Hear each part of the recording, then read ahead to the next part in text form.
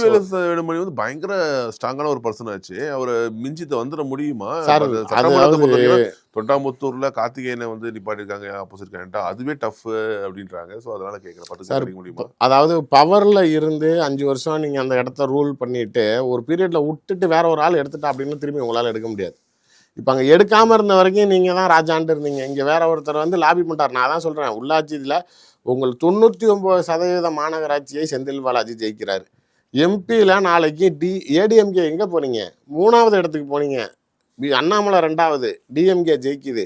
அப்போ கோயம்புத்தூர்ல அவங்க ஏடிஎம்கே எங்கே இருக்குது? 3வது இடத்துல இருக்கீங்கன்னா அப்புறம் எங்கே எஸ்பி வேலுமணி கிழிக்கிறாரு?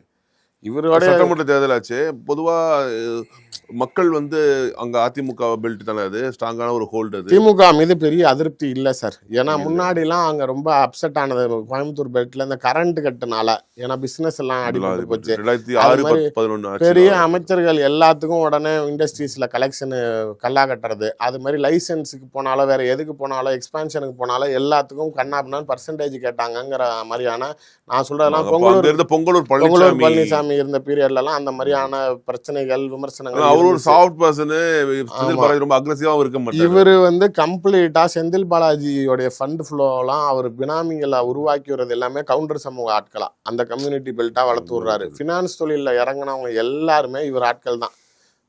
நிறையா ஹோட்டல்கள் நடத்தினதா இருக்கட்டும். இப்போ அவரோட ஸ்டைலே இப்போ நான் உங்ககிட்ட ஒரு 100 கோடி கொடுக்குறேன் சார், நீங்கள் வட்டிக்கு விட்டு நீங்கள் சம்பாரிச்சவங்க எனக்கு எதுவுமே வேணாம், அதாவது நம்ம ஜாதிகாரன் ஒருத்தன் நல்லா இருந்தா ரைட்டுங்கிற மாதிரி விட்டுறாரு.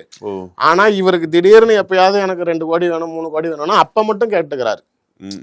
அத உட்கார்ந்த இடத்துல, அதுவும் ஒரே ஆள் மேல பர்டன் போடுறது இல்ல, 500 பேர்கிட்ட கொடுத்து வச்சிருக்காருன்னு வச்சுக்காங்க, தலைக்கு எனக்கு 10 லட்சம் கொடுத்துரு அப்படின்னு 5 கோடி வசூல் பண்ணிடுறது.